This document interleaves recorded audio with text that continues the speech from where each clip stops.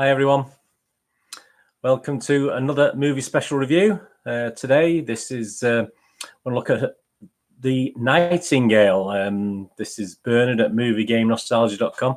Got a little Australian Screen Australia offering here. We don't see enough Australian films, in my opinion, modern and period films, which is what this is. And I'm always happy to see some, because they make some great stuff. The Aussies, you know, they're not home and away and neighbours. They're some great films over the last. Well, even when I had my shop in the 90s and 2000s, there's some nice little cracking Australian films coming out. Hey, but we're looking at the Nightingale today. Very gritty, caused a lot of controversy in Australia and obviously around the world. So I'll tell you a little bit about that. The Nightingale is an 18 certificate here in the UK. Obviously, probably going to be an R rating over in the US and various territories. It's 2 hours and 16. It's classed as an adventure, drama, thriller. It's set in 1825. Claire, a young Irish convict woman, chases a British officer through the rugged Tasmanian wilderness, bent on revenge for a terrible act of violence he committed against her family. On the way, she enlists the services of an Aboriginal tracker named Billy, who is also marked by trauma from his own violence-filled past. It's written and directed by Jennifer Kent. It stars the pretty amazing Aisling Franciosi, Italian-Irish girl, Sam Claflin, Kelly Ganamba. The critics liked it. The critics give it a 7.6 out of 10 rating, which is an excellent rating. One of the lower ones was from The Guardian, who give it 6 out of 10.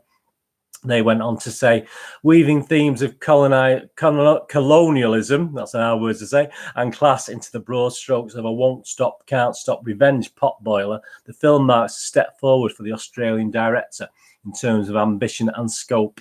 In execution, however, the songbird hits a few false notes. So obviously The Guardian give it 6 out of 10. Variety's Guy Lodge was a bit kinder. He give it 9 out of 10, and he was more in line with most of the critics on the critics' review scores. Variety's Guy Lodge gave it a 9 out of 10. Kent's elemental revenge tale attains a near mythic grandeur over the course of its arduous, ravishing trek. Some stricter editing wouldn't go amiss, particularly in a needlessly baggy to and fro finale, but it's a pretty magnificent, massive movie. Yeah, I agree with the finale sentiment there, actually, from Guy Lodge. Users, you and me, Joe Public. I mean, I'm not a critic, I'm just a guy who enjoys films. It's getting 7.2 out of 10, so slightly down on the critics, but still a very healthy rating. H. Hare Manick on the 7th of November wrote the following. They give it 8 out of 10. Hard to watch, but even harder not to. Very rarely do I ever take the time to write a review on a movie. Something has to be extremely compelling about it. The Nightingale was it. I watched with tears in my eyes throughout the majority of the film because there are many parts that make you feel all the way to your soul. Several parts I even had to look away or fast forward a few seconds due to the violence that is in it. Realize that much of the movie is based on facts, not necessarily someone's life story, but how it was for this era made me so angry. Yeah, I mean, we are going back to 1825. I don't want to give out spoilers, so I won't say much more other than it's a revenge movie that really doesn't leave you feeling gratified in the end. Just so sad. The actors are phenomenal. Yeah, so on behalf of moviegamenostalgia.com, I did a little review of this. I've watched this and spent over 2 hours watching this film. My movie review on my blogs reads, people actually walked out of the cinema in early previews because of the violence and rape scenes in this Screen Australia offering. It led to many complaints, but the makers made no apology for their graphic scenes based on actual events. Though separated by almost 2 centuries in time, some of the powerful scenes were hard to watch in a similar way to scenes in the recent Hotel Mumbai. Yeah, if you watched that recently, that's very powerful. It quickly grabs you and batters your senses and your soul with its vivid scenes of rape and murder. So that's obviously this film. Beneath it all is a revenge thriller set in the early 19th century, and this allows it to stand out in that genre. The harsh Australasian backdrop adds to the atmosphere. Yeah, I mean, it's based on Tasmanian stories in Tasmania. Aisling Franciosi leads a good cast superbly.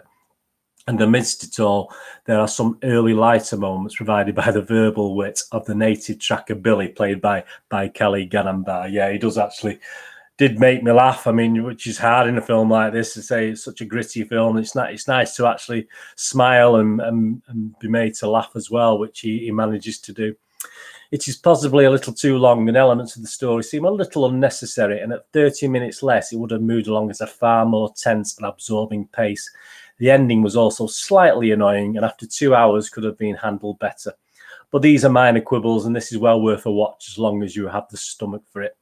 Yeah, and I'd give it, on behalf of MGN, moviegamenostalgia.com, I give it 7.5 out of 10, which is, if you know my scores, I'm pretty mean sometimes, so that's a pretty healthy score. Yeah, I mean, it was a little bit too long. I mean, just as I was getting a little bit, I mean, you can't really get, I mean, obviously the opening 15-20 minutes are so powerful, it just sucks you in.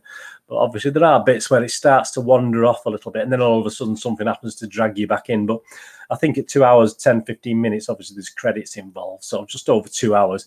I think if they knocked 20-30 minutes off it, it would have been far better. And the ending was a little disappointing. I mean, I like, as you know, a film to have a start, a middle and an end, and the ending was okay, but it wasn't quite what I wanted. And as one of the critics said there, it did unnecessarily go from one thing to another, and didn't quite leave you fulfilled with the film as a whole, because you did want some sort of conclusion with such a gritty, powerful film, which is what this is, The Nightingale. So yes, if you are going to watch it, be prepared for some very graphic, violent scenes. So if that's not what you're usually into, it is one of these classic revenge thrillers, but taken back to 1825. So it's a different time, but it's the same basis of the modern revenge of a woman attacked and abused, and a family abused, etc. And rape does feature in it. You know, not just in the opening scenes, you know, throughout the film there are scenes of that. So if that's not the sort of thing you're into, but as a take on the time, as a take on the colonialism and the time, the 1820s, obviously, I love things. I love history. I love reading about Australia in those times, etc., and the hard times there were. And this is a great film for me to watch, because I do enjoy watching things like that. But I certainly didn't enjoy it from an enjoyment point of view, looking at the harshness of it, the violence in it, etc. But as the makers said, it's based on true events, not a specific event. It's just based on a conglomerate, you know, a multiple of events that happened at the time. So please, if you fancy The Nightingale, I will not put you off watching it. The trailers are out there. Have a quick look at the trailer. That gives you an idea. And as I said, the lead in it is superb. She carries the whole film, and a couple of the actors obviously help her very ably as well. So please, that's The Nightingale. That's out to watch now. So please do that. Anyway, I hope you enjoyed that. Please give me a follow on Twitter at nostalgia_movie. I'm on Facebook at Bernard Deneen, with links to moviegamenostalgia.com, my website for DVDs, posters and board games. Please have a look at that. Take time. Christmas is coming. You know, when I've recorded this, if the film's out to buy, it's probably gone Christmas now. So whatever. Anyway, whatever you're doing, you know, have a look at the website. You know, moviegamenostalgia.com. Thank you very much for watching. And if you're into football, I do a Manchester City vlog as well on Bernard Deneen YouTube. So I'll get over to YouTube and watch all these and push the bell notifications, so you know when these little reviews are coming out. If you want film reviews, you want board game reviews, you want football, just pick and choose whatever you do. I'm a busy lad. I do lots and lots and lots of things. So please, if you can as well, push all subscribe button and tell your friends. Thank you very much for watching this review on The Nightingale. I'll be back very soon. Whatever you're doing with the rest of your day, have a good one. Look after yourself, look after your friends, and more importantly, look after your family. And I'll see you all again very soon. Thank you. Bye-bye.